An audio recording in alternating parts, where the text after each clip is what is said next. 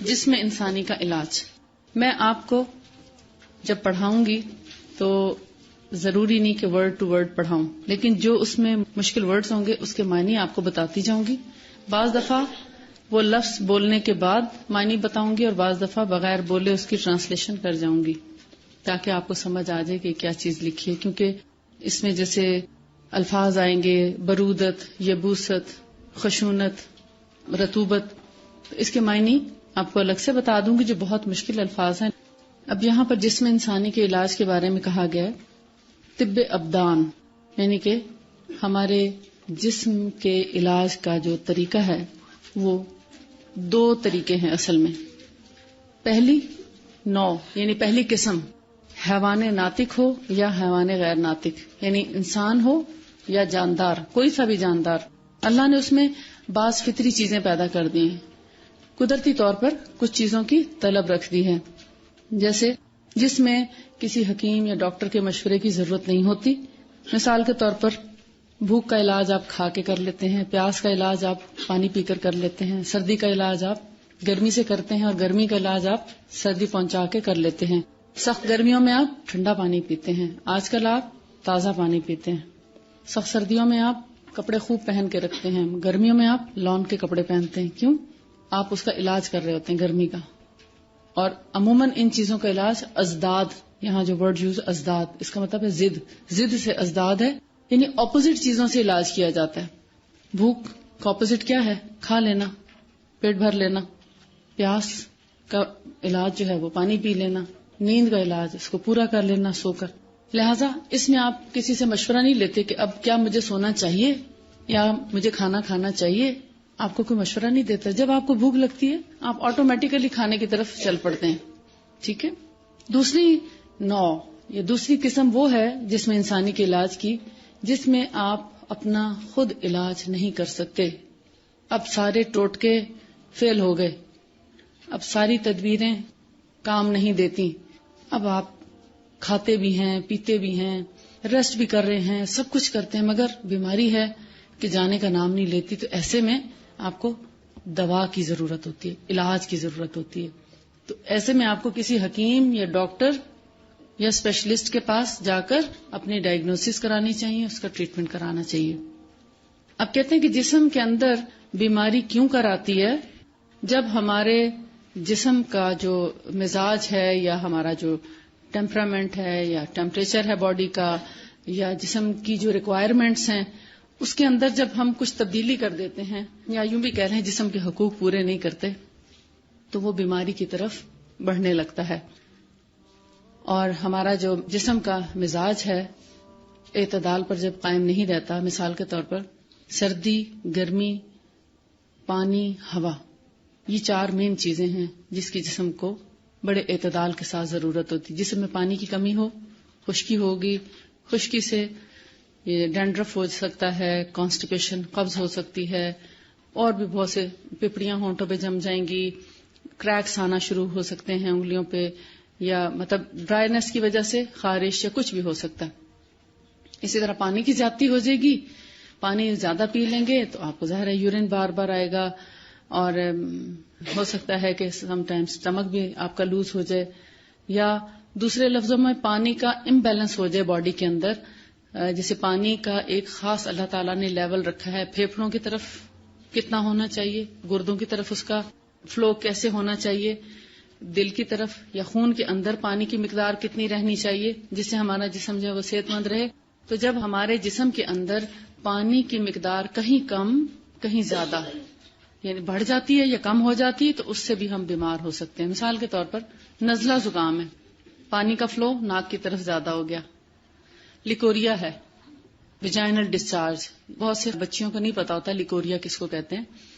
Menses سے پہلے یا مینسز کے بعد ویجائنا سے پانی جیسا اخراج ہو یا بلغم جیسا اخراج ہو یا اس میں تھوڑا کلر ہو، yellow, pink, brown, white, transparent یا ملکی وائٹ، اس کو لیکوریا کہا جاتا ہے.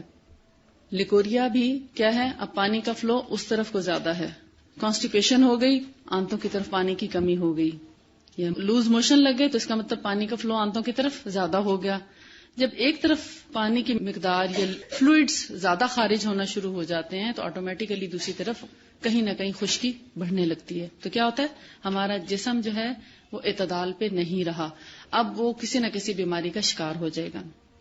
ان سب چیزوں کو بیلنس رکھنے کے لیے ہمیں اپنی روٹین سیٹ کرنی چاہیے, کھانے پینے کے اوقات جو ہیں ان کو ترتیب دینی چاہیے, پلاننگ کرنی چاہیے, سونے اور جاگنے کے اوقات مقرر کرنے چاہیے.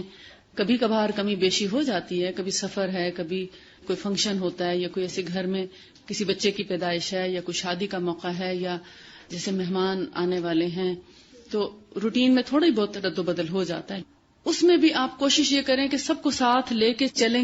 ایک مشکل کام ہوتا ہے سب کو ساتھ لے کے چلنا, مگر اس کی بیس بناتے ہوئے ان سب کے ذہنوں کو اپنے ذہن کے ساتھ ملائیں اور ان کا ذہن بناتے ہوئے اپنے گھر کی روٹین کو زیادہ ڈسٹرب نہ ہونے دیں.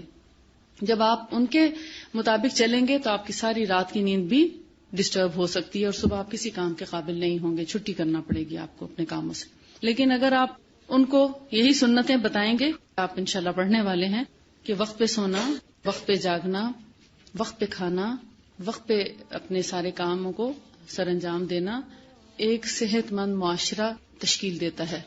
لیکن جب ہمارے ہر کام میں بے قاعدگی ہو اور ہم سب سے زیادہ اس وقت پریفرنس کس چیز کو دے رہے ہوتے ہیں, چلیں کھانا بعد میں کھا لیں گے, تھوڑی دیر بیٹھ کے بات کر لیتے ہیں, اچھا تھوڑا سا اور فلاں چیز کے بارے میں ڈسکس کر لیتے ہیں. اگر ڈسکس کرنا ہے تو ایک ٹارگٹ دیں, ہم آج اتنے بجے سب مل کر بیٹھیں گے, سب اپنے اپنے کام جلدی سے ختم کریں اور آ کر مل کر بیٹھ جائیں. ہمارے والد نے ہمیشہ اپنی زندگی میں ایک روٹین رکھی تھی, جمعے کے دن جمعے کی نماز اور کھانے کے بعد پوری فیملی کو اکٹھا کرتے. اس میں نہ صرف اپنے بچے ہوتے تھے بلکہ ہماری خالائیں, ہماری پھپھیاں, ہماری ماموں, ہمارے جتنے بھی کلوز ریلیٹیوز ہیں جن کا دوسرے سے پردہ نہیں, تو وہ سب ہمارے گھر آتے اور ہمارے والد کچھ نہ کچھ آیات ایسی سلیکٹ کر کے رکھتے کہ ان کے اوپر چھوٹا سا درس دیتے اور ہمیں جمعے کی رات کو نیکسٹ جمعے کے لیے ٹارگٹ دے دیتے تھے, کون تلاوت کرے گا, کون ایک حدیث سنائے گا, کون کوئی سپیچ کرے گا, چھوٹا سا کوئی ٹاپک, کوئی واقعہ سنائے گا, کسی نبی کی سٹوری یا کوئی قصہ.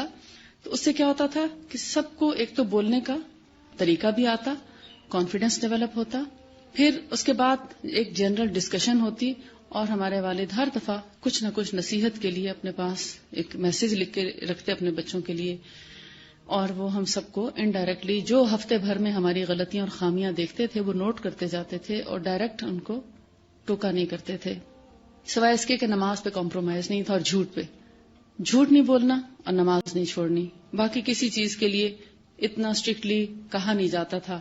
وہ ہفتے کے بعد جب جمعہ آتا, یعنی ہفتے سے پہلے کہنا چاہیے ویسے تو اس میں ہماری انڈائریکٹلی اصلاح کر دی جاتی. اس سے ہمارا ایک اتنا بہترین محبت والا جو کلوز ریلیشن ہے والدین کے ساتھ وہ بھی ڈیولپ ہوا. ہم نے خود اپنی اصلاح شروع کر دی اور کہنے کی ضرورت نہیں محسوس کرتے تھے. ہم صرف محسوس یہ کرتے تھے کہ آیا ہم جو کر رہے ہیں وہ ٹھیک ہے یا غلط. تو کیا ہے کہ وہ کردار سازی کی جو ابتدا ہے انہوں نے اپنے فیملی سے کی, لیکن اس کے ساتھ ساتھ جو قریب کی فیملیز ہیں وہ بھی اس سے فائدہ اٹھانے لگی, اور ہمارے اندر محاسبہ نفس جس کو کہنا چاہیے, سیلف انالیسس, وہ ڈیولپ کر دیا کہ ہم اپنا جائزہ خود لیں کہ ہم کیا غلط کرتے ہیں اور کیا صحیح کرتے ہیں. لیکن اگر بچوں کو ڈائریکٹ آپ روک دیں کہ یہ چیز غلط ہے, یہ درست ہے, یہ ٹھیک نہیں, یہ بھی ٹھیک نہیں, تو ایک تو ان کے اندر کانفیڈنس نہیں رہے گا, دوسرا آپ کے خلاف ایک نفرت بھی پیدا ہوگی, آپ سے جو محبت کا رشتہ ہے وہ کم ہوتا چلا جائے گا. اب اس کے بھی پھر سائیڈ ایفیکٹس ہوتے ہیں طبیعتوں کے اوپر, مزاج کے اوپر. سٹریس بڑھتا ہے بچوں میں, آپس میں گیپ بڑھنے لگتا ہے والدین کے ساتھ, اور جو انڈرسٹینڈنگ ہے وہ ختم ہونا شروع ہو جاتی ہے. اور جب تک بچے جوان ہوتے ہیں اس وقت تک وہ ماں باپ سے خاصے دور ہو چکے ہوتے ہیں ان رویوں کی وجہ سے, جو کہ ماں باپ کو معلوم نہیں ہوتا کہ اپنے اولاد کے ساتھ کس طرح سے ریلیشن شپ رکھتے ہوئے ان کی اصلاح کی جائے. کیونکہ بچے تو ناسمجھ ہوتے ہیں, ان کو سمجھانے والے ماں یا باپ ہوتے ہیں جو بھی ان کی تربیت کرے. تو یہ ساری چیزیں ہمارا ایک مزاج بھی بناتی ہیں. تو بہتر کیا ہے کہ ہم جہاں سردی, گرمی, رطوبت, یبوست ان کا خیال کریں گے تو وہاں پر ایک خوشگوار ماحول کو بھی تشکیل دینے کی کوشش کریں گے. جو لوگ ہاسٹل میں رہتے ہیں ان کا گھر ٹیمپریری طور پر ہاسٹل ہی ہے. ہاسٹل میں جتنے رہنے والے لوگ ہیں ان کے ساتھ بہترین تعلقات رکھ سکتے ہیں اور ہفتے میں ایک دن آپ مقرر کر سکتے ہیں کہ ہم اس طرح سے بیٹھ کے بات کریں گے, یا کھانا کھاتے وقت بھی کوئی نہ کوئی اچھی بات ایک دوسرے کے ساتھ شیئر کر سکتے ہیں. تو لہٰذا ٹائمنگز جب تک آپ نہیں بنائیں گے, پلاننگ کریں گے. پہلے آپ نے پڑھا ہوگا ایک دن کی پلاننگ ہو سکتی ہے, پھر ہفتہ وار پلاننگ ہوتی ہے, پھر ماہوار پلاننگ ہوتی ہے, پھر سیزنل پلاننگ ہوتی ہے کہ موسم کے مطابق, پھر سالانہ پلاننگ ہوتی ہے, پھر ایک زندگی کی پلاننگ ہوتی ہے. جب تک آپ اس کو فالو نہیں کریں گے صحت برقرار بھی نہیں رکھ سکیں گے. باقاعدگی جسے کہتے ہیں نا تسلسل, باقاعدگی اور استقامت, یعنی اگر آپ اس کو اپنے قرآن اور حدیث سے ریلیٹ کر کے الفاظ نکالیں گے تو استقامت ہے, لیکن اگر آپ دنیا دارانہ روٹین میں بات کریں گے تو آپ اس کو تسلسل اور باقاعدگی کا نام دیں گے کہ ایک کام کو باقاعدگی کے ساتھ کرنا, تسلسل کے ساتھ کرنا, اس ربط کو ٹوٹنے نہ دینا جو آپ نے اپنے لیے ترتیب دی ہے. جو پلاننگ آپ نے کی ہے اس پر چلنا بھی ایک مشکل کام ہے, لیکن وہ 1 مہینے کی مشکل ہوتی ہے. 1 مہینے کے بعد آپ رواں ہو جاتے ہیں. لہذا جس طرح ہمارے جسم کو ایک نظم اور ترتیب کی اور تسلسل کی, استقامت کی ضرورت ہے, ہمارے ذہن کو بھی اسی طرح ضرورت ہے, اور پھر ہمارے معاشرے کو بھی, ہمارے ماحول کو بھی اس تسلسل اور ربط کی ضرورت ہے. ہمارے ہاں ابھی جو 10-20 سالوں کے اندر تبدیلی آئی ہے وہ ہمارا جو لائف سٹائل چینج ہوا ہے, رات کو دیر سے سونا اور صبح دیر سے اٹھنا, اور اس کی وجہ سے کھانے پینے کے اوقات بھی مختلف ہو گئے. ناشتہ 10, 11 اور 12 بجے ہو رہا ہوتا ہے, اور دوپہر کا کھانا پھر شام کے نزدیک ہو رہا ہوتا ہے, اور رات کا کھانا 12 بجے تک کھا رہے ہوتے ہیں. جبکہ رات کا کھانا 12 بجے کھانے کا مطلب ہے آپ اپنے آپ کو آج کل کی جدید دور کی جتنی بیماریاں جو کل ڈسکس ہوئی تھیں ان سب کے لیے پریپیئر کر رہے ہیں, کیونکہ ہمارا لیور جو ہے وہ رات 11 بجے سے لے کر صبح 3 بجے تک سلیپنگ کنڈیشن میں ہوتا ہے. اس وقت تک کچھ کھانا پینا نہیں چاہیے. تبھی اللہ تعالیٰ نے سحری کا ٹائم رکھا بھی, تو آپ دیکھیں 3 بجے سے پہلے تو سحری ہم نہیں کرتے. تھوڑا لیٹ کھانا زیادہ پسندیدہ ہے نا بنسبت جلدی کھانے کے. سحری کو آخری لمحات میں کھانا زیادہ پسندیدہ ہے نا, مطلب ٹائم گزرنے کے بعد کھانا نہیں, ٹائم کے اندر مگر آخری وقت میں. اور اسی طرح افطاری پہلے وقت میں کھانا زیادہ پسندیدہ ہے. افطاری کرنا یعنی جیسے ہی روزہ افطار ہو اس میں جلدی کرنا پسندیدہ ہے, اور سحری دیر سے کرنا پسندیدہ ہے تاکہ ڈیوریشن جو کھانے پینے کا وہ کم سے کم ہو سکے. رات 11 بجے ہمارا جگر سو جاتا ہے, کوئی کام نہیں کرنا چاہتا, اور 3 بجے تک وہ سوتا ہے, یعنی اس وقت تک وہ کام نہیں کرتا. اس وقت 11 سے 3 بجے کے درمیان آپ کچھ بھی کھا کر دیکھیں سوائے پانی کے, آپ کچھ بھی کھا کر دیکھیں, آپ کو صحیح طرح کبھی ڈائجسٹ نہیں ہوگا, کبھی کمفرٹیبل فیل نہیں کریں گے, آپ ہمیشہ تکلیف اٹھائیں گے. کسی کو کم اور کسی کو زیادہ ضرور ہوگی. وہ کھانا بوجھ بنا رہتا ہے, اگلے دن سارا دن کا بوجھ بنا رہتا ہے. صبح ناشتہ نہیں کر سکتے آپ اس کھانے کے بعد. تو اپنے اوپر بوجھ ڈالنے سے بہتر ہے کہ اپنی جسم کا آپ خیال رکھیں. یہ سب سے بڑا علاج ہے جسم انسانی کا. آپ وقت پہ کھانا کھائیں, ناشتہ وقت پہ کریں, رات کا کھانا وقت پہ کھائیں. رات کے کھانے کا سب سے عمدہ وقت افطاری کا وقت ہے. جو افطاری کا وقت ہے وہ رات کے کھانے کا بہترین ٹائم ہے پورے سال میں, صرف رمضان میں نہیں, پورے سال میں وہ بہترین وقت ہے. اور جو لوگ صبح ارلی ناشتہ کرنے والے اور رات کا کھانا مغرب کے ٹائم کھانے والے, ان کے لیے روزہ رکھنا بھی کچھ مشکل نہیں رہتا. وہ سارا سال کسی بھی وقت جب روزہ رکھنا چاہیں تو ان کو کچھ مشکل نہیں لگتی, کیونکہ وہ ان کی ایک ٹائم سیٹ ہو چکا ہوتا ہے, اتنی پریکٹس ہو چکی ہوتی ہے کہ روزہ پھر ان کو بادر نہیں کرتا. یہ ہے جسم انسانی کا بہترین علاج. البتہ جسم کے اندر اگر خشکی ہو جائے, جیسے کہتے ہیں نا کہ جسم کی بے اعتدالی جو ہے کبھی حرارت, کبھی برودت, کبھی یبوست, کبھی رطوبت کی زیادتی کے اعتبار سے پیدا ہوتی ہے. حرارت معلوم ہے آپ کو گرمی کو بولتے ہیں, اور برودت بارد برد سے ہے, ٹھنڈک کو بولتے ہیں سردی, اور یبوست کہتے ہیں خشکی کو, رطوبت کہتے ہیں نمی کو, پانی یا نمی یعنی جسم کے اندر نمی. نمی کہاں لنگز میں ہو تو ریشہ, کنجیشن, کبھی کبھی آپ دیکھتے ہیں ڈرائی کاف ہوتی ہے, خشک ہوتی کھانسی, اور کبھی کبھی بلغمی کھانسی ہوتی ہے. جو بلغمی کھانسی اس کا مطلب اب پھیپھڑوں میں رطوبت آ گئی ہے, اور جب ڈرائی کاف ہوتی ہے تو وہ رطوبت نہیں ہوتی، وہ خشک کھانسی، مطلب موسمی اثرات جب ہوتے ہیں تھوڑا بہت اندر سینسٹیو ہو جاتے ہیں لنگس، سویلنگ ہو جاتی ہے پہلے تھروٹ میں، اور وہ پھر آہستہ آہستہ جب نیچے کی طرف آتی ہے تو سانس لیتے ہوئے بھی یعنی ایسی اریٹیشن ہوتی ہے کہ کھانسی آنا شروع ہو جاتی ہے. لہذا گرمی، سردی، خشکی اور تری یا نمی، ان کا جب امبیلنس ہوتا ہے نا، اعتدال پہ قائم نہیں رہتا، تو سمجھیں کہ بیماری وجود میں آتی ہے. جب آنکھوں میں نمی زیادہ ہوتی تو کیا ہوتا ہے؟ آنکھیں دکھنے آتی ہیں، چپکنے لگتی ہیں آنکھیں، یا پانی گرنے لگتا ہے. کچھ لوگوں کی آنکھوں میں ڈرائینس ہو جاتی ہے، وہ ذرا سا باہر تھوڑا سا بھی کھلی جگہ میں چلنے لگتے ہیں تو آنکھوں میں اریٹیشن شروع ہو جاتی ہے، آنکھیں سرخ ہو جاتی ہیں. بیسیکلی ان کی آنکھوں میں خشکی ہوتی ہے، آئیز ڈرائی ہو رہی ہوتی ہیں، تو اس کے لیے پھر ان کو ڈراپس ڈال کے رکھنا پڑتے ہیں. کچھ لوگوں کے منہ میں اتنا پانی ہوتا ہے کہ وہ رال ٹپکنے لگتی ہے، اس سے چھوٹے بچوں میں دانت نکالتے وقت عموماً پانی آتا ہے.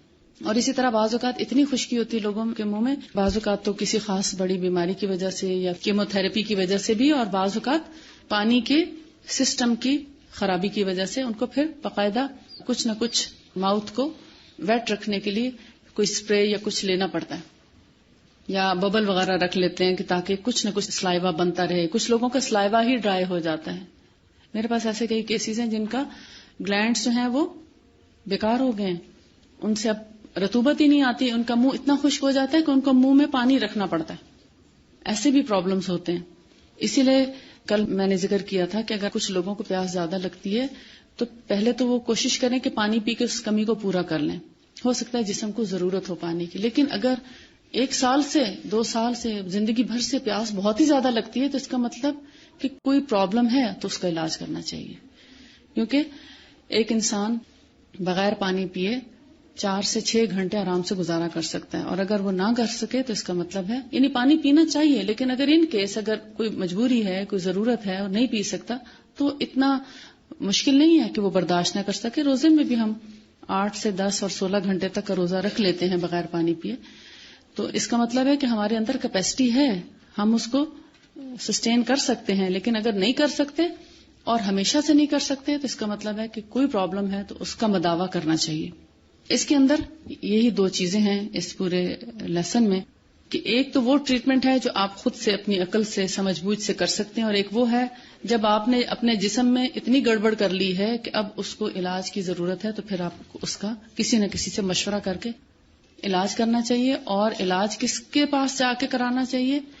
آخری پیراگراف میں ہے اسی میں فصل نمبر 2 میں، طبیب وہی ہے یا ڈاکٹر وہی ہے یا معالج وہ ہے جو انسانی جسم سے ان چیزوں کو علیحدہ کر دے یا نکال دے. یعنی اگر کسی رطوبت یا خشونت یا یبوست کسی بھی چیز کی اگر زیادتی ہو گئی ہے تو ان کو جسم سے نکالنا جانتا ہو، یعنی جن کے جسم میں جمع ہونے سے جسم کو نقصان پہنچتا ہو، یا ایسی چیزیں جو منتشر ہو گئی ہیں. مثلا پانی اور خشکی کا ایک لیول ہونا چاہیے باڈی کے اندر، جب وہ امبیلنس ہو گیا ہے تو پھر کیا ہے، ان کو پورا کرنے کے لیے بھی کوشش کرے، یا وہ جانتا ہو کہ ان کو پورا کیسے کیا جاتا ہے. جیسے جسم کے اندر کچھ وائٹامنس کی کمی ہو جاتی ہے یا کچھ منرلز کی ڈیفیشنسی ہو جاتی ہے، تو پھر ضروری نہیں ہے کہ آپ کوئی نہ کوئی وٹامن لے کر ہی اس کمی کو پورا کریں. اللہ تعالیٰ نے جو چیزیں نیچرل پیدا کی ہیں ان کے اندر بہت سے اچھے اچھے وٹامنز اور منرلز موجود ہیں. آپ ایسی خوراک سلیکٹ کریں جس سے آپ کی وہ کمی پوری ہو جائے. اب اگر آپ کے اندر کیلشیم ڈیفیشنسی ہے تو اگر آپ کیلشیم کی ٹیبلٹس لینا شروع کر دیں گے تو ضروری تو نہیں کہ آپ کو وہ ہیلتھ پہنچائیں کیلشیم ٹیبلٹس جو دودھ پہنچا سکتا ہے. دودھ اگر آپ لیں گے تو اس کے اور بہت سے فائدے بھی آپ کو ملیں گے، لیکن کیلشیم اگر آپ زیادہ مقدار میں کھا گئے تو ہو سکتا ہے وہ آپ کے کڈنیز میں سٹون پیدا کر دے، کیونکہ بہت لمبے عرصے تک کیلشیم مسلسل لینے سے کڈنیز میں سٹون ہو جاتا ہے. اس کو بریک دے کر لینا چاہیے. یعنی 1 مہینے کے لیے اگر آپ کیلشیم لے رہے ہیں تو اس میں 1 ویک آپ کو کیلشیم کی ناغہ کرنا چاہیے، یا اس طرح کر سکتے ہیں کہ ہفتے میں آپ اگر 4 دن لیتے ہیں تو 2 دن نہ لیں کیلشیم. مسلسل کیلشیم کی ٹیبلٹس لینے سے آپ کو کوئی نہ کوئی نقصان پہنچے گا، لیکن مسلسل دودھ پینے سے آپ کو کبھی سٹون نہیں بنے گا. جیسے حمل کے دوران بھی عورتوں کو ضرورت ہوتی ہے، تو وہ عورتیں جو دودھ نہیں پیتی ان کو پھر لینا چاہیے، لیکن دودھ پینا بڑا ضروری ہے. اس کے انشاءاللہ آخر میں بات کریں گے کہ دودھ کی ہمارے جسم کو کیوں ضرورت ہے اور کیوں ضروری ہے. اگر آپ دیر تک جوان رہنا چاہتے ہیں، اگر آپ اپنے جسم کو تندرست اور توانا اور فریش رکھنا چاہتے ہیں، سکری، خشکی، قبض، جوڑوں کے درد، آسٹیوپروسس، آرتھرائٹس وغیرہ سے بچ کے رہنا چاہتے ہیں تو ابھی سے دودھ پینا شروع کریں. کیونکہ جو خواتین، جو لڑکیاں شروع سے بچپن سے دودھ پینے کی عادی نہیں ہوتی، ان کی ہڈیاں بہت جلدی بوسیدہ ہو جاتی ہیں. تو ہمارے جسم کی ہڈیاں اسی طرح اندر سے چھلنی ہو جاتی ہیں جب ہم دودھ نہیں پیتے، کہ وہ اگر ذرا سا بھی چوٹ لگے تو فریکچر بہت آسانی سے ہو جائے گا اور اس کا جڑنا، اس کا ہیل کرنا بہت مشکل رہے گا. لیکن جو لوگ دودھ پینے والے ہیں، اول تو ان کا فریکچر نہیں ہوگا، بہت کم چانسز ہوتے ہیں فریکچر کے، اور اگر ان کیس ہو بھی جائے تو بہت جلدی ہیل بھی ہو جاتا ہے. اب آپ ایسے معالج کے پاس جائیں گے جو جسم انسانی کے اندر چینجز پیدا ہوئی ہیں، جو گڑبڑ ہوئی ہے، جو امبیلنس ہوئی ہیں چیزیں، ان کو بیلنس کرنا جانتا ہو اور جسم کو کم سے کم نقصان پہنچنے والا علاج کرے، یا مکمل ایسا علاج کرنا جانتا ہو جس سے جسم کو نقصان نہ پہنچے بلکہ فائدہ ہو. عموماً ذرا گلا خراب ہوتا ہے تو اینٹی بایوٹک لینا شروع کر دیتے ہیں. اس کا کیا سائیڈ ایفیکٹس نہیں ہوتے؟ گلا تو شاید ٹھیک ہو جائے مگر آپ پورے کے پورے ہو سکتا ہے بیمار ہو جائیں. اتنے لو فیل کرتے ہیں اینٹی بایوٹک کے بعد کہ 1-2 دن آپ بستر سے اٹھنا آپ کو مشکل لگتا ہے. اگر اٹھیں تو چکر آتے ہیں، بھوک کم ہو جاتی ہے، ویکنس بڑھ جاتی ہے. تو وہ کیسا علاج ہے؟ نقصان زیادہ ہے، فائدہ کم ہے. بیماری چلی تو جاتی ہے مگر 15 دن بعد پھر واپس آ جاتی ہے. اور پھر 15 دن بعد آپ کو اینٹی بایوٹک جب لیتے ہیں تو کرتے کرتے امیونٹی اتنی ویک ہو جاتی ہے کہ آپ اپنا اگر بلڈ ٹیسٹ کروائیں تو وائٹ بلڈ سیلز جو ہیں وہ بہت کم ہو جاتے ہیں. اور جب امیونٹی ویک ہو جاتی ہے، ہمارے جسم کے اندر سے وائٹ بلڈ سیلز کم ہو جاتے ہیں، تو پھر بیماریاں، وائرل ڈیزیزز بہت جلدی افیکٹ کرتی ہیں. فلو، نزلہ، کھانسی، جو چھوٹی چھوٹی بیماریاں ایک سے دوسرے کو لگنے والی ہیں بہت آسانی سے لگنا شروع ہو جاتی ہیں. تو لہٰذا ایسا علاج کریں جس سے آپ کے جسم کو فائدہ پہنچے، نقصان نہ ہو. اور اگر ان کیس جیسے سرجری کی ضرورت پڑ جاتی ہے، کہیں آپریشن کی ضرورت پڑتی ہے، تو اس میں کیا ہے، جان کو امان مل جاتی ہے لیکن تھوڑا سا جسم کو نقصان ضرور پہنچتا ہے، خون بھی ضائع ہوتا ہے. مثال کے طور پر اگر ایک عورت کا بچہ نہیں پیدا ہو سکتا نارمل، اس کی ہڈی چھوٹی ہے یا بعض اوقات پلیسنٹا چھوٹا ہوتا ہے، تو اس کی وجہ سے اگر سیزیرین کرنا پڑتا ہے تو کیا ہے، بلڈ لاس ہوگا، تھوڑا سا ظاہر ہے کہ کٹ لگے گا مگر دونوں کی جان بچ جائے گی. ادروائز ہو سکتا ہے دونوں کی جان جو ہے وہ ضائع ہو جائے. تو ایسے میں کم نقصان پہنچا مگر فائدہ بڑا ہو گیا سرجری سے. جہاں سرجری کی ضرورت پڑتی ہے تو وہاں سرجری کرانی چاہیے، اور جہاں پر سرجری کی ضرورت نہیں ہے، سرجری کے بغیر گزارا ہو سکتا ہے، تو پھر ایسا علاج کرنا چاہیے جس سے جسم کو نقصان نہ ہو بلکہ فائدہ ہو، بیماری بھی دور ہو جائے اور نقصان بھی نہ پہنچے. فصل نمبر 3، طریقہ علاج. طریقہ علاج سے مراد ہے کہ کیا ہم دوا کریں یا صرف دعا کریں یا صرف غذا سے ہی کام لیں. تو نبی صلی اللہ علیہ وآلہ وسلم کی سنت یہ تھی کہ آپ خود علاج کرتے اور دوسروں کو علاج کی ہدایت فرماتے. علاج کیا ہوتا ہے؟ دوا سے علاج، ٹریٹمنٹ. چنانچہ آپ اپنے سے متعلق لوگوں، خاندان اور صحابہ کرام کو علاج کرنے کی ہدایت فرماتے. لیکن آپ صلی اللہ علیہ وآلہ وسلم نے یا آپ کے اصحاب نے اس سلسلے میں کسی باقاعدہ قرابہ دین سے مرکب دواؤں کا استعمال نہیں کیا. یعنی کہ آپ نے اور آپ کے جو قریب رہنے والے لوگ تھے انہوں نے کبھی بھی کمپاؤنڈ میڈیسنز یوز نہیں کی. کمپاؤنڈ میڈیسن کیا ہوتی ہیں؟ جیسے ایک ہی دوا کا جو فارمولہ ہے اس میں 4 سے 6، 8 سے 10، 10 سے 20 دوائیں شامل کر کے ایک مکسچر تیار کر لیا جاتا ہے. چاہے وہ کاف سیرپ ہو، چاہے وہ کوئی بلڈ پریشر کی دوا ہو، چاہے اسٹمک کے لیے آپ کچھ لے رہے ہیں یا میٹابولزم کے لیے کچھ لے رہے ہیں یا وائٹامنز لے رہے ہیں. اب آج کل آپ دیکھتے ہیں وائٹامن A to Z لکھا ہوا آئے گا، یعنی A سے لے کے Z تک سارے وٹامن موجود ہیں. آپ کا کیا خیال ہے وہ آپ کو فائدہ دیں گے؟ ہو سکتا ہے آپ کو صرف آئرن ڈیفیشنسی ہو یا کیلشیم ڈیفیشنسی ہو، وہ تو آپ اپنی خوراک سے بھی پورا کر سکتے تھے. زنک کی کمی ہے تو آپ اس کو ہو سکتا ہے انجیر کے ساتھ پورا کر پائیں، یا کچھ ایسی چیزیں ہیں جو آپ کو غذا سے اگر نہیں بھی ملتی یا ایک غذا سے نہیں ملتی تو اس کے 2 یا 3 کا آپ میکسیمم 2 سے 3 چیزیں مکس کر سکتے ہیں. اور وہ بھی ہم آگے سنت میں پڑھیں گے نبی صلی اللہ علیہ وسلم کی کہ آپ بہت اچھے کمبینیشنز بنایا کرتے تھے, جیسے کھجور کے ساتھ تربوز کھایا کرتے یا کھیرے کے ساتھ کھجور کھایا کرتے.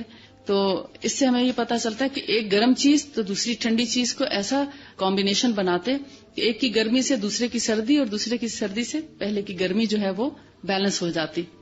ایسا کرنا تو اچھا ہے, مگر اتنی زیادہ چیزیں جیسے فروٹ چاٹ ہمارے یہاں بنائی جاتی ہے تو A to Z جتنے فروٹ ہوتے ہیں سیزن میں یا آؤٹ آف سیزن بھی وہ سب ایک جگہ مکس کر دیتے ہیں.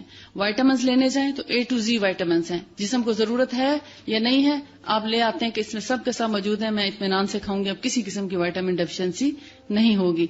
تو ایسا کرنا سنت کے خلاف ہے, کیونکہ نبی صلی اللہ علیہ وسلم نے اور آپ کے صحابہ نے کبھی کمپاؤنڈ میڈیسن یوز نہیں کی. صحیح طریقہ کیا ہے؟ سنگل ریمیڈی ٹریٹمنٹ کرائیں, جو پرابلم آپ کو ہے آپ اس کے مطابق علاج کریں. جب آپ کپڑے لینے کے لیے جاتے ہیں, ریڈی میڈ اپنا سوٹ لینے جاتے ہیں, تو کیا آپ کہہ سکتے ہیں کہ آپ کو ایک جنرل کپڑا مل جائے کہ یہ ہر شخص جو ہے اس کو پہن سکتا ہے, تو آپ وہ پہنیں گے, پہننا پسند کریں گے؟ یعنی جیسے میڈیم, اسمال اور لارج, ضروری تو نہیں وہ ہر شخص کو وہ میڈیم پورا آئے جو آپ کا میڈیم. بے شک میڈیم سائز ہے, ہو سکتا ہے آپ کے پٹھے جو ہیں وہ بہت سلم ہیں یا بہت ہیوی ہیں, یا بعض دفعہ ویسٹ کا سائز یا ٹمی کا سائز بالکل ڈفرینٹ ہوتا ہے, تو وہ پہن کے آپ کو آڈ لگے تو آپ کا دل چاہے گا کہ میں اپنے کپڑے اسپیشلی سلواؤں اپنے سائز کے مطابق, تو میں زیادہ بہتر لگوں گی. لیکن ریڈی میڈ جتنی چیزیں ہوں گی ان کو آپ اوائڈ کرنے کی کوشش کریں گے, کیونکہ جب بھی آپ لیتے ہیں تو آپ کو سائز میں کچھ نہ کچھ آلٹریشن کرانا پڑتی ہے. تو آپ کہتے ہیں کہ میں اپنا ڈریس خود اپنے مطابق یا اپنی پسند کا سلواؤں تو زیادہ اچھا ہے. ان پہ آپ کو زیادہ اطمینان ہوتا ہے نا جو آپ خود سلواتے ہیں. لیکن کبھی ایمرجنسی میں آپ کو لینا پڑتا ہے تو آپ بادل نخواستہ لے بھی لیتے ہیں, اگرچہ اب ٹرینڈز چینج ہو رہے ہیں. لیکن ہر شخص کو ایک جیسا ایک سائز نہیں آتا, ہر ایک کا سائز فرق ہوتا ہے. کسی کی لینتھ زیادہ ہے, کسی کی ورتھ زیادہ ہے, کسی کی آپ دیکھتے ہیں ٹانگیں چھوٹی ہوتی ہیں, کسی کا دھڑ چھوٹا ہوتا ہے. تو ضروری نہیں ہے کہ وہ لینتھ اور وہ سارا سائز جو آپ کو پرفیکٹ آئے جو کہ ریڈی میڈ ہے. اسی طرح ریڈی میڈ میڈیسنز ہیں تو وہ ایک تو سنت کے خلاف ہیں, دوسرا آپ کو کچھ نہ کچھ نقصان بھی ضرور پہنچاتی ہیں. جن وٹامنس کی ضرورت نہیں ہوتی جسم کو, اس کا سب سے بڑا نقصان یہ ہے کہ جب آپ ان کو لینا شروع کر دیتے ہیں تو وہ جسم کے اعضاء جو آپ کے ہاضمے میں مدد دیتے ہیں, ہضم کرنے میں ان کا عمل دخل ہے, معدہ, جگر, آپ کا سارا ڈائجسٹو سسٹم, ان کو اس طرح کام کرنے کی عادت نہیں رہتی جب آپ وٹامن لینا شروع کر دیتے ہیں. غذا کو وہ اس طرح ڈائجسٹ نہیں کرتے, وہ کہتے ہیں اچھا چلو ہمارے جسم میں موجود تو ہے, کیا کرنا ہے. لیور کہتا ہے اب ہے ہمارے پاس بس ٹھیک ہے, وہ ویسٹ کرنا شروع کر دیتا ہے. جب آپ غذا لیتے ہیں تو کہتے ہیں اس کو تو ہضم کرنا زیادہ مشکل ہے, بنی بنائی وٹامن مل گئی, وہ بھی ریلیکس ہو جاتا ہے. اور آپ کو اس کا پتہ اس وقت چلتا ہے جب آپ 2-4 مہینے وٹامن کھانے کے بعد چھوڑتے ہیں وہ ٹیبلٹس, تو پھر آپ کو اندازہ ہوتا ہے کہ اب آپ کو کتنی ویکنیس ہو رہی ہے, اور آہستہ آہستہ آپ ڈپینڈنٹ ہونے لگتے ہیں کیونکہ جسم آپ کا ناکارہ ہونا شروع ہو جاتا ہے. اسی طرح جیسے گھر کا کام جب تک آپ خود کرتے رہتے ہیں تو آپ ایکٹیو رہتے ہیں, آپ کر لیتے ہیں نوکروں کی غیر موجودگی میں, لیکن جب نوکر گھر میں آ جاتے ہیں تو آپ آہستہ آہستہ ریلیکس ہونا شروع ہو جاتے ہیں, جب اس وقت پتہ چلتا ہے جب وہ چھٹی کر کے جاتے ہیں. ایسا ہی ہے نا, تو یہ بھی ایسا ہی ہے جیسے آپ نے نوکر رکھ لی ہے اپنے جسم کے لیے کہ وہ جسم کو سہولت پہنچاتا رہے, وائٹامن ڈیفیشنسی نہ ہونے دے. کبھی ایسا ہوتا ہے کہ وائٹامن مل نہیں رہی ہوتی, مارکیٹ سے اویلیبل نہیں ہوتی, تو آپ کو جب کچھ دن گزرتے ہیں 1-2 ہفتے تو اندازہ ہوتا ہے کہ آپ تو بہت کمزور ہو چکے ہیں, آپ سے وہ کام نہیں ہو پا رہا جو آپ روٹین میں کر لیا کرتے تھے. وائٹامن جب آپ نے شروع نہیں کی تھی تب تک, تو کیا ہے جسم ہمارا پھر ریلیکس کر جاتا ہے.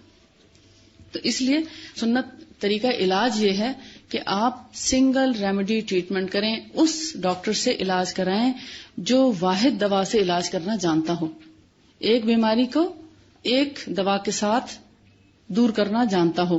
اور اگر ضرورت پڑے مثلا ایک وقت میں 3 سے 4 بیماریاں ہیں تو دوا کو ڈفرینٹ ٹائمنگز کے ساتھ آپ کو دے, ایک وقت میں 2 دوائیں یا ایٹ اے ٹائم دوائیں مکس کر کے نہ دے. دوا بھی سنگل ہو اور لی بھی مختلف اوقات میں جانی چاہیے. اگر آپ کو 2 سے 4 تکالیف ہیں, مثلا پیٹ میں درد بھی ہے, آرتھرائٹس کے آپ ویسی مریض ہیں اللہ نہ کرے, اور کھانسی بھی ہو گئی ہے ریسنٹلی, فلو ہو گیا, تو اب آپ کیا کریں گے؟ ایک ہی دوا کھائیں گے تو آپ کو ظاہر ہے 2 سے 3 دواؤں کی تو ضرورت ہے، مگر ان کو فرق اوقات میں لے سکتے ہیں آپ. ایسے ہی جیسے آپ صبح دوپہر کا کھانا الگ الگ کھاتے ہیں. اچھا، یہ تو اب آپ کو کلیئر ہو گیا کہ ایک وقت میں ایک دوا کا استعمال سنت ہے اور کمپاؤنڈ میڈیسن سنت کے اگینسٹ ہے، ناپسندیدہ ہے مرکب دواؤں کا استعمال. اور جب تک آپ دوا کے بغیر علاج کر سکتے ہیں، یعنی ہر وہ چیز، مثال کے طور پر کھانے پینے سونے جاگنے جو آپ کا لائف سٹائل بنتا ہے، اس کو اگر آپ ترتیب کے ساتھ پلاننگ کے ساتھ سیٹ رکھ سکتے ہیں اپنے جسم کو، اس وقت تک دوا کی طرف نہیں جانا چاہیے. لیکن جہاں دوا کے بغیر گزارا نہیں تو وہاں پر علاج کرانا چاہیے. یہی سنت طریقہ ہے. اور حقیقت یہ ہے کہ وہ قومیں اور وہ برادریاں جو اپنی غذا میں سنگل چیزیں کھاتے ہیں، سنگل ڈش کا استعمال کرتے ہیں، مثال کے طور پر اگر سالن بنا ہے تو ایک ہی سالن ہے، کدو بنا ہے تو صرف کدو ہی بنا ہے اور ساتھ روٹی ہے، تو کیا ہے؟ سنگل غذا ہے نا، یعنی واحد سنگل ڈش ہے. لیکن جو لوگ سالن کے ساتھ چاول کے ساتھ میٹھا اور یہ 3 سے 4 چیزیں تو ہر روز ہی ایک کھانے میں ہو جاتی ہیں اگر، تو پھر وہ ایک بیماری کا شکار نہیں ہوتے، وہ ایٹ اے ٹائم کئی بیماریوں کا شکار ہوں گے. ایک کھانا کھانے والے لوگوں کو ایک ہی دوا سے آرام آ جائے گا، لیکن ایک وقت میں کئی قسم کی چیزیں کھانے والوں کو ایک ہی وقت میں کئی قسم کی بیماریاں لگیں گی. آگے رائٹرز آپ دیکھیں 31 پیج پہ وہ کہتے ہیں کہ وہ قومیں اور وہ برادریاں جو اپنی غذا میں مفردات کا استعمال کرتی ہیں، مفردات مین واحد چیز کھاتے ہیں، ایک چیز کھاتے ہیں، تو ان کا علاج بھی مفردات سے بہترین انداز میں ہو جاتا ہے. اور شہری آبادی کے لوگ چونکہ ان کا لائف سٹائل ڈفرینٹ ہوتا ہے، ان کے کھانے پینے کی عادات فرق ہوتی ہیں، ان کے ایک وقت میں بہت سے کھانے ہوتے ہیں، فریجوں میں رکھ کے ڈشز کا اضافہ کر لیتے ہیں، تو پھر وہ ایک وقت میں ایک بیماری بھی نہیں لگتی، ان کو ایک وقت میں کئی بیماریاں لگتی ہیں اور ان کو پھر مرکب دواؤں کی ضرورت پڑ جاتی ہے. کیونکہ سنت کے خلاف ہے نا، کیونکہ رسول اللہ صلی اللہ علیہ وسلم کا کھانے پینے کا معمول کیا تھا؟ آپ ایک وقت میں ایک ہی چیز کھاتے. آپ کو معلوم ہے، بہت اچھے طریقے سے آپ نے حدیث میں پڑھا ہوگا کہ آپ اگر سرکہ ہوتا تو صرف سرکے سے بھی روٹی کھا لیتے، زیتون کا تیل ہے تو اس سے بھی روٹی کھا لیتے، اور اگر کچھ نہیں تو پانی سے بھی کھا لیتے ہیں، اور اگر روٹی نہیں تو کھجور اور پانی ہی کھا لیتے. سب جانتے ہیں نا آپ کیا وجہ تھی؟ کم سے کم چیز کھاتے، ایک ہی چیز کھاتے، اور اس کو بھی بہت پیٹ بھر کے نہ کھاتے، کیونکہ اس سے ہمارے اعصاب جو ہیں وہ زیادہ ایکٹیو رہتے ہیں. جتنا زیادہ پیٹ بھر کے کھانا کھائیں گے ہمارے اعصاب سست پڑ جائیں گے، ان کے اوپر ایک بوجھ پڑتا ہے، اتنا سارا کھانا ڈائجسٹ کرنا ہے، ان کو محنت اور توجہ کہیں اور لگ جاتی ہے، معدے کی طرف، باہر کی طرف توجہ کم ہو جاتی ہے. تو جو کم کھاتے ہیں معدہ آسانی سے چونکہ کھانا ہضم کر لیتا ہے، لہٰذا وہ باقی سارے کام بہت احسن طریقے سے اپنی ذمہ داریوں کو پورا کر لیتے ہیں. اب آپ اصول اپنے لیے بنا لیں اس لیسن میں سے. طریقہ علاج کیسا ہونا چاہیے؟ سنگل ریمیڈی ٹریٹمنٹ ہونا چاہیے. رسول اللہ اور آپ کے صحابہ چونکہ سنگل ریمیڈی ٹریٹمنٹ کرتے تھے، تو میں بھی آئندہ سے ایسا ہی طریقہ علاج اپنانے کی کوشش کروں گی، یا اس ڈاکٹر کے پاس اپنا علاج کرواؤں گی، خدا نخواستہ اگر آپ کو کوئی تکلیف ہے تو، کہ جو سنگل ریمیڈی ٹریٹمنٹ کرنا جانتا ہو اور اس سے مریضوں کو شفا پہنچا سکتا ہو اللہ کے حکم سے.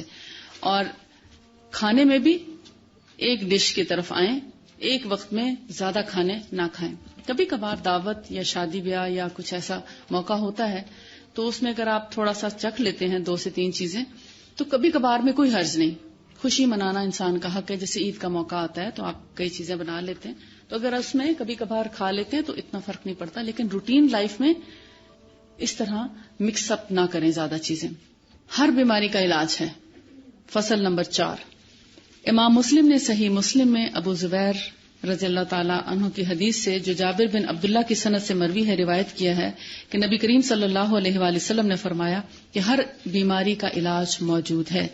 جب دوا کا استعمال بیماری کے مطابق کیا جاتا ہے تو اللہ کے حکم سے شفا ہو جاتی ہے. اور صحیحین میں عطا نے ابو ہریرہ رضی اللہ تعالیٰ عنہ سے روایت بیان کی ہے کہ نبی صلی اللہ علیہ وآلہ وسلم نے فرمایا کہ اللہ تعالیٰ نے دنیا میں جب کوئی بیماری پیدا فرمائی تو اس کی شفا اور دوا بھی ساتھ ہی نازل فرمائی. یعنی کوئی بیماری ایسی نہیں جس کے اللہ نے دوا نازل نہ کی ہو یا شفا نازل نہ کی ہو. اب یہ حدیث ہمیں کتنی زبردست مایوسی سے نکالتی ہے. کتنی بڑی بڑی بیماریوں کے بارے میں آپ کا ذہن کام کر رہا ہوگا اس وقت کہ کیا کینسر کا بھی علاج ہے, کیا ایڈز کا بھی علاج ہے, کیا ہیپیٹائٹس کا بھی پراپر علاج ہے. اس حدیث کے بعد آپ کو یقین آ جانا چاہیے کہ دوا ضرور موجود ہے, یہ اور بات ہے ہمیں نہ پتا ہو, اور شفا بھی ہے, مگر ہم ہو سکتا ہے غلط جگہ پہ پہنچ گئے ہوں, ہمارا ٹریٹمنٹ صحیح نہ ہو رہا ہو, تو پھر کچھ اور آلٹرنیٹس آپ ڈھونڈیں کہ جہاں سے اللہ آپ کو یا آپ کے جو ریلیٹڈ لوگ ہیں جو تکلیف میں مبتلا ہیں ان کو شفا عطا فرمائے. اسامہ فرماتے ہیں کہ میں نبی کریم صلی اللہ علیہ وآلہ وسلم کی خدمت میں موجود تھا کہ کچھ دیہات کے باشندے حاضر ہوئے اور عرض کیا کہ اے اللہ کے رسول, کیا ہم دوا کریں, یعنی علاج کریں؟ تو آپ نے فرمایا, ہاں اے اللہ کے بندو, ضرور دوا کرو, اس لیے کہ اللہ تعالیٰ نے جو بیماری دنیا میں پیدا کی اس کی شفا اور دوا بھی پیدا فرما دی ہے, صرف ایک بیماری کی کوئی دوا پیدا نہیں فرمائی. تو لوگوں نے عرض کیا, یا رسول اللہ وہ کون سی بیماری ہے؟ آپ نے فرمایا, بڑھاپا جو لا علاج ہے. بڑھاپے کا تو کوئی علاج نہیں ہو سکتا, باڈی آہستہ آہستہ ایکسپائر ہو رہی ہوتی ہے نا, انسان خاتمے کی طرف جا رہا ہوتا ہے, تو اس کو یہ ہے کہ مینٹین رکھنے کے لیے تو کچھ چیزیں ہیں آپ یوز کر سکتے ہیں. درد میں تھوڑی کمی ہو جائے, تھکاوٹ میں تھوڑا افاقہ ہو جائے, لیکن بڑھاپے میں ایسے ہی ہے جیسے کبھی آپ کو بخار چڑھتا ہے, کبھی کبھار ہو جاتا ہے بخار یا کوئی تکلیف آ جاتی ہے, تو اس وقت سوچیں کہ بڑھاپا اسی طرح ہی ہوگا, یعنی تسلسل کے ساتھ انسان کا جسم اسی طرح تھکاوٹ, تکلیف اور کمزوری محسوس کرتا ہے جیسے آپ بخار میں محسوس کرتے ہیں. تو اس لیے بوڑھے لوگوں کی خدمت بھی کیا کریں, ان کی دعائیں لیا کریں, تاکہ آخرت میں بھی اللہ تعالیٰ بہترین نظر دے اور دنیا میں آپ کا بڑھاپا آسان گزرے. مسند احمد میں ابن مسعود سے مرفوعاً یہ حدیث بیان کی گئی ہے, ان اللہ عز وجل لم ينزل داء الا انزل له شفاء علمہ من علمہ وجہلہ من جہلہ, کہ اللہ تعالیٰ نے کوئی بیماری دنیا میں ایسی نہیں بھیجی جس کے لیے شفا نازل نہ کی ہو, جنہوں نے جاننا چاہا انہیں بتایا اور جنہوں نے پرواہ نہ کی انہیں ناواقف رکھا. یعنی جو جاننا چاہتا ہے وہ شفا تک اور دوا تک پہنچ جاتا ہے, اور جو نہیں جاننا چاہتا وہ محروم ہو جاتا ہے. اور اسی طرح دوسری حدیث ہے مسند اور سنن دونوں میں ابو خزامہ سے مروی ہے کہ میں نے رسول اللہ صلی اللہ علیہ وآلہ وسلم سے عرض کیا کہ آپ کے سامنے ہے کہ ہم جھاڑ پھونک کرتے ہیں اور دواؤں کا استعمال کرتے ہیں اور پرہیز کرتے ہیں جن سے نفع ہوتا ہے یعنی فائدہ ہوتا ہے, تو کیا تقدیر الہی کی اس سے مخالفت تو نہیں ہوتی؟ آپ نے فرمایا, یہ بھی تو تقدیر الہی ہے کہ یہ ساری چیزیں اپنا اثر رکھتی ہیں, یعنی اللہ ہی نے تو اجازت دی ہے, اسی نے تو حکم دی ہے, اسی نے تو دوا پیدا فرمائی ہے, اسی نے تو شفا نازل کی ہے, اور اگر اس کا حکم نہ ہوتا تو دوا اور شفا دونوں کام نہ کرتے. لہذا اس لیسن سے آپ کیا اصول اخذ کریں گے کہ علاج کرانا سنت ہے. نبی صلی اللہ علیہ وآلہ وسلم نے خود اپنا علاج بھی کرایا اور دوسروں کا علاج کیا بھی, اور دوسروں کو علاج کرانے کی تلقین بھی کی. لہذا کسی بھی تکلیف میں جہاں اپنی روٹین لائف سیٹ کرنے کے باوجود, اپنا سارا لائف سٹائل درست کرنے کے باوجود, اپنے کھانے پینے سونے جاگنے معمولات کے تبدیلی کے ساتھ, اپنی غذاؤں میں خاص چیزوں کے اضافے کے باوجود آپ ٹھیک نہیں ہو پا رہے, تو پھر دوا کرنے میں کوئی حرج نہیں ہے, دوا کی جا سکتی ہے. اب ہے فصل نمبر 5, معدے کے علاج میں رسول اللہ صلی اللہ علیہ وآلہ وسلم کا طریقہ. آپ سمجھ رہے ہوں گے اب تو کوئی نہ کوئی دوائی ضرور بتائی جائے گی. دیکھتے ہیں کیا دوا ہے, اس سے بڑی دوا کوئی نہیں معدے کے لیے. مسند اور دوسری کتابوں میں رسول اللہ صلی اللہ علیہ وآلہ وسلم نے فرمایا, کسی خالی برتن کو بھرنا اتنا برا نہیں جتنا کہ آدمی کا خالی پیٹ کو بھرنا. انسان کے لیے چند لقمے کافی ہیں جو اس کی توانائی کو باقی رکھیں. اگر پیٹ بھرنے کا ہی خیال ہے اور اس سے فرار نہ ہو تو 1/3 کھانا, 1/3 پانی اور 1/3 حفاظت نفس کے لیے رکھے. ہمارا معدہ جو ہے وہ ہمارے ہاتھ جتنا ہے. ابھی اسی سال میں جب امریکہ میں تھی سمرز میں, تو وہاں سے پروگرام ہوا ٹیکسس میں, تو ڈاکٹرز بھی کچھ آ کے سنتے تھے وہاں پر پروگرامز. تو ایک لیڈی ڈاکٹر اٹھی اینڈ میں تو کہنے لگی کہ میں بھی کچھ بتانا چاہتی ہوں. تو انہوں نے بتایا کہ 1985 میں امریکہ میں ریسرچ ہوئی معدے کے اوپر, اور انہوں نے دیکھا کہ جیسے ہمارا ایک ہاتھ ہے, ہمارے ہاتھ جتنا ہمارا معدہ ہوتا ہے, اور اسی طرح جیسے ہمارا انگوٹھا ہے نا, تو ڈیوڈینم اسی طرح نکلتی ہے اس میں سے. اب ہاتھ جتنا اگر ایک شخص کا معدہ ہے تو اس میں کتنی روٹیاں سما سکتی ہیں؟ پہلی بات تو یہ کتنا کھانا آنا چاہیے. یہ اور بات ہے کہ اللہ تعالیٰ نے ہمارے اندر کے جتنے اعضاء ہیں جیسے معدہ ہے, یوٹرس ہے, تو ان کے اندر ڈائلیشن کی کیپیسٹی رکھی ہے, مگر جو ایکچوئل معدہ ہے وہ ہمارا اتنا ہی ہوتا ہے. ٹھیک, اب اس میں اگر آپ رسول اللہ کی اس حدیث کو دیکھیں کہ آدمی کے لیے چند لقمے ہی کافی ہیں جو اس کی صحت اور تندرستی اور توانائی یعنی کہ پاور کو سیف کریں, چند لقمے کافی ہیں. لیکن اگر پیٹ بھرنے کا خیال ہو تو تب فرمایا ایک حصہ پانی, ایک حصہ کھانا اور ایک حصہ خالی. حفاظت نفس کا مطلب ہے اس کو ایمپٹی رکھیں. تو کہتے ہیں کہ جو ریسرچ ہوئی وہ یہ کہ ہمارے معدے کے اتنے پورشن میں یعنی 2/3 میں ایسے اسپاٹس ہیں جن سے انزائمز نکلتے ہیں, ایسے جوسز پروڈیوس ہوتے ہیں جو ڈائجسٹ ہونے میں ہیلپ کرتے ہیں. یعنی جتنے ہمارے جو معدے کے اندر کے اسٹمک کے اندر جو جوسز کھانے میں شامل ہوتے ہیں وہ اتنے ایریا میں ہیں 2/3 پارٹ میں. ٹھیک, جو اوپر کا ایریا ہے یہ بلینک ہے اور یہ بلیک نظر آتا ہے, الٹرا ساؤنڈ کرنے میں کالا نظر آتا ہے. اور یہاں پر اتنے ایریا میں کہتے ہیں کہ اتنا کھانا کھانا چاہیے کیونکہ اسی پارٹ میں انزائمز جو ہیں وہ ساتھ شامل ہوتے ہیں غذا کے.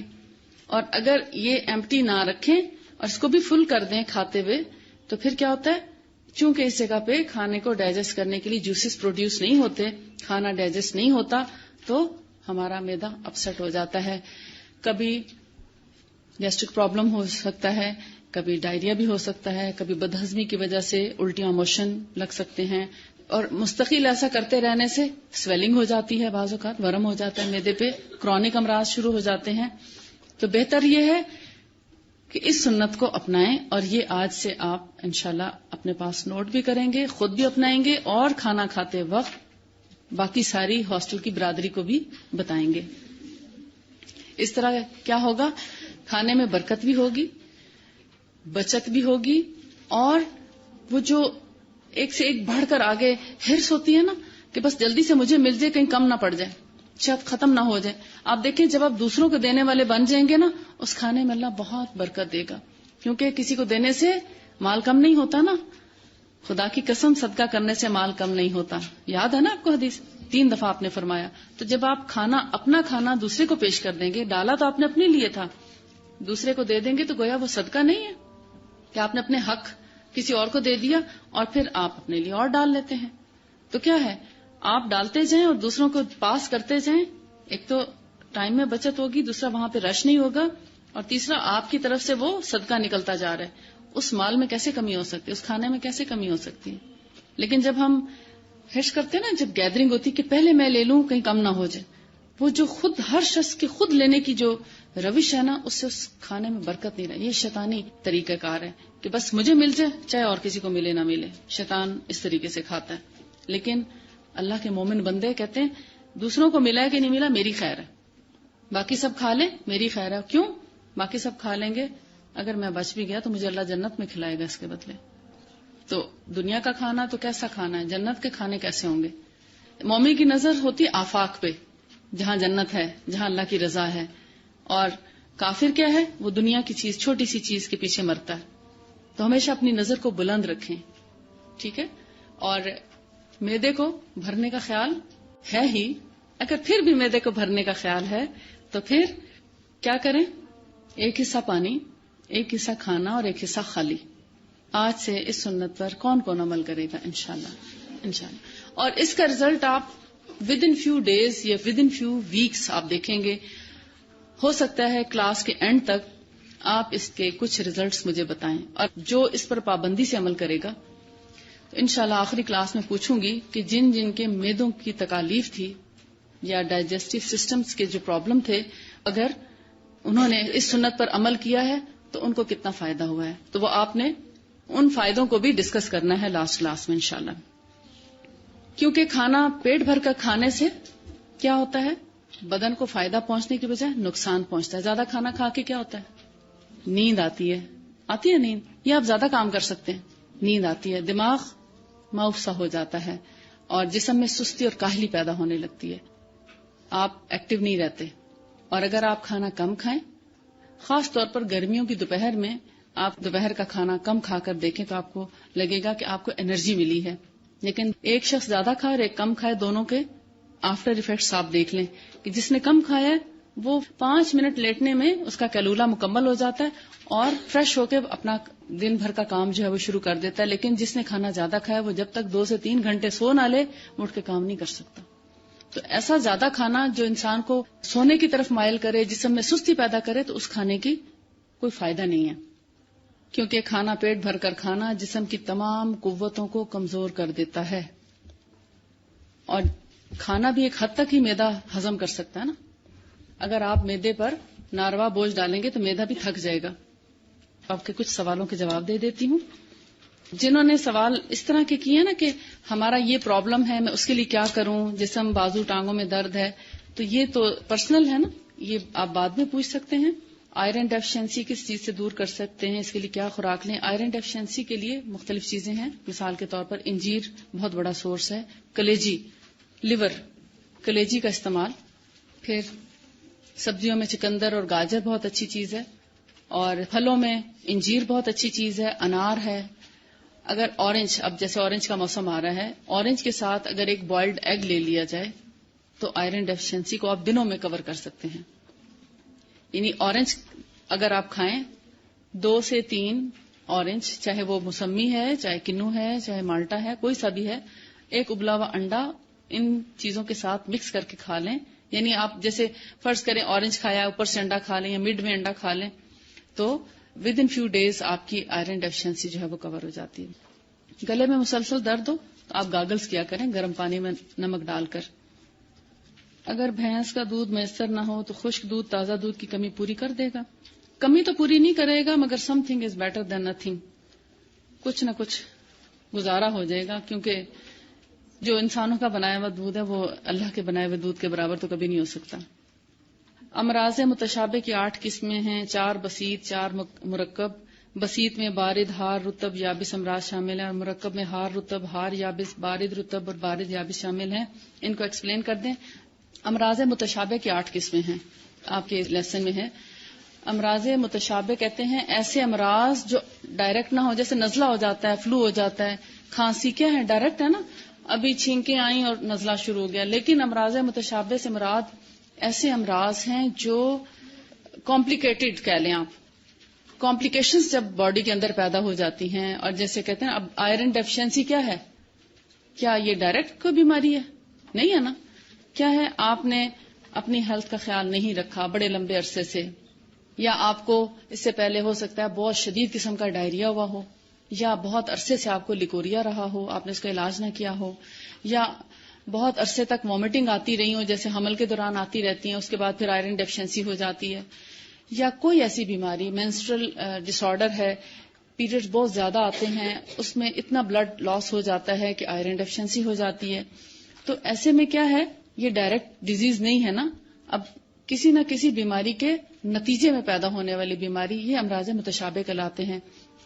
اسی طرح جیسے ہارٹ پرابلمز ہیں، اب وہ ڈائریکٹ نہیں ہیں، مطلب ایک لمبے عرصے تک جب آپ اپنے جسم کا یا صحت کا خیال نہیں رکھتے، یا سٹریس سے ریلیٹڈ یا کسی نہ کسی اور بیماری کے نتیجے میں پیدا ہونے والی جو بیماریاں انہیں امراض متشابہ کہتے ہیں. یا ایسی چیزیں کہ جو مکس اپ ہو جائیں، یعنی 1 سے 2 یا 2 سے 3 میں ڈیوائیڈ ہو جائیں.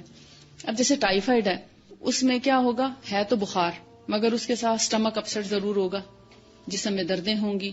یعنی ایک ہی وقت میں مختلف چیزیں آپ کو محسوس ہوتی ہیں، ایک بیماری کے اندر بہت سی بیماریاں شروع ہو جاتی ہیں.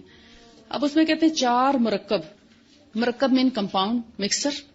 بسیط میں بارد کہتے ہیں، میں نے ابھی آپ کو جیسے بتایا ٹھنڈا یعنی ٹھنڈک کی وجہ سے، ہار گرمی کی وجہ سے، رطب نمی کی وجہ سے، یابس خشکی کی وجہ سے جو امراض آپس میں مکس اپ ہو جاتے ہیں. یعنی کہیں اگر خشکی زیادہ ہے، دوسری طرف نمی زیادہ ہو گئی ہے، یہ سارا آج میں نے آپ کو بتا دیا. خشکی اور نمی، گرمی اور سردی، کسی میں گرمی زیادہ پہنچ، جیسے سن سٹروک ہو جاتا ہے تو کیا تھا، آپ کو لو لگ گئی، ٹھنڈے کمرے سے نکلے، باہر دھوپ میں گئے، سن سٹروک ہو گیا. یا کمرہ گرم تھا، آپ سردی میں باہر نکلے تو آپ کو سردی لگ گئی اور اس سے نمونیا ہو گیا. یعنی 1 سے 2 اور 2 سے 3 بیماریاں جو ہیں وہ شروع ہو جاتی ہیں. کاز بے شک ایک ہی ہوتا ہے لیکن کرتے کرتے کمپلیکیشنز پیدا ہونا شروع ہو جاتی ہیں. سردی اور گرمی مکس اپ ہو جاتی ہیں. بعض دفعہ اب دیکھیں جب پسلیوں میں درد ہوتا ہے تو کیوں ہوتا ہے کہ جسم آپ کا گرم ہوتا ہے, پسینہ بھی بعض اوقات آیا ہوتا ہے, لیکن اگر آپ ٹھنڈے پانی سے شاور لے لیتے ہیں, یہ سردی میں نکل جاتے ہیں تو کیا ہوتا ہے مسام ایک دم سے بند ہو جاتے ہیں, وہ سٹیم اندر رک جاتی ہے نا, جیسے ایئر لاک نہیں ہو جاتا پائپس میں, تو اسی طرح وہ ہوا پسلیوں میں ٹھہر جاتی ہے تو پسلیوں میں درد شروع ہو جاتا ہے. اب جب تک پسلیوں کو اتنا گرم نہیں کریں گے یا اتنا باڈی کو ایکسرسائز نہیں کرائیں گے کہ سٹیم نکلے یا کوئی ایسی دوا ہو جو آپ کے جسم کو پسینہ لا دے, تو پھر وہ آپ کی پسلیوں کا درد جو ہے وہ ختم ہوگا. گرمی اور سردی کا آپس میں مکس ہو جانا یا خشکی اور نمی کا آپس میں مکس اپ ہو جانا, اس سے پھر بیماریاں وجود میں آتی ہیں. ہار رطب کا مطلب ہے گرمی اور نمی. جیسے موسم گرما میں جولائی اگست کے مہینے میں آپ دیکھتے ہیں ہبس کا موسم ہوتا ہے نا, اس میں کیا ہوتا ہے گرمی بھی ہوتی ہے ہبس بھی ہوتا ہے. وہ ہبس جو ہے بارشوں کی وجہ سے پیدا ہوتا ہے, نمی کی وجہ سے. تو اس موسم کی خاص بیماری اور ان کا علاج بھی الگ ہے. اسی طرح ہار یابس یعنی گرمی اور خشکی. آج کل کے موسم میں کیا ہے ہیٹر لگاتے ہیں تو گلا پکڑا جاتا ہے, اگر نہ لگائیں تو سردی لگتی ہے. بارش چونکہ نہیں ہو رہی, موسم اوورال خشک ہے, اکثر آج 1-2 لوگ کھانس رہے ہیں, کل ہو سکتا ہے 8-10 کھانس رہے ہوں. اگر بارش ہوگی تو یہ ٹھیک ہو جائیں گے, اگر بارش نہ ہوئی خشکی رہی تو 1 ہفتے کے اینڈ تک ہو سکتا ہے ساری کلاس کھانس رہی ہو. تو کیا ہے یعنی گرمی اور خشکی جب مل جاتی ہے تو پھر اس قسم کے امراض جو ہیں وہ ڈیولپ ہوتے ہیں. اور اسی طرح بارد رطب سردی بھی ہے اور نمی بھی ہے. اب جب سردی کے اندر بارش ہو جائے گی اور اس سے جو پھر یعنی ایک دم سے جو کولڈ پیدا ہوگا, بعض لوگوں کو ایسے موسم میں ایزما ہوتا ہے, بعض کو کچھ اور جوائنٹس میں پین ہونا شروع ہو جاتا ہے, تو وہ اس کے اپنے امراض ہیں. گرمی اور تری یعنی گرمی اور تری وہ جولائی اگست کا مہینہ ہے. ہار یابس گرمی اور خشکی وہ مئی اور جون کا مہینے کی پرابلمز ہیں. اور یہ تو ہے نا موسم. بعض اوقات جسم کے اندر مزاج ایسا پایا جاتا ہے کہ وہ گرم اور خشک ہوتا ہے, جیسے ہاتھ پاؤں کی جلن ہوتی ہے, جسم میں گرمی محسوس ہو رہی ہوتی ہے, اور پیروں میں مہندی لگا لیں یا پاؤں ٹھنڈے پانی میں رکھ لیں یا سارا دن 6 دفعہ نہا لیں تو گرمی نہیں جاتی, اور پانی مسلسل پیتے رہنے سے پیاس نہیں بجھتی. تو کیا ہے گرم اور خشک مزاج ہے. وآخر دعوانا ان الحمد للہ رب العالمین. سبحانک اللہم و بحمدک نشہد ان لا الہ الا انت نستغفرک و نتوب الیک. السلام علیکم ورحمۃ اللہ وبرکاتہ.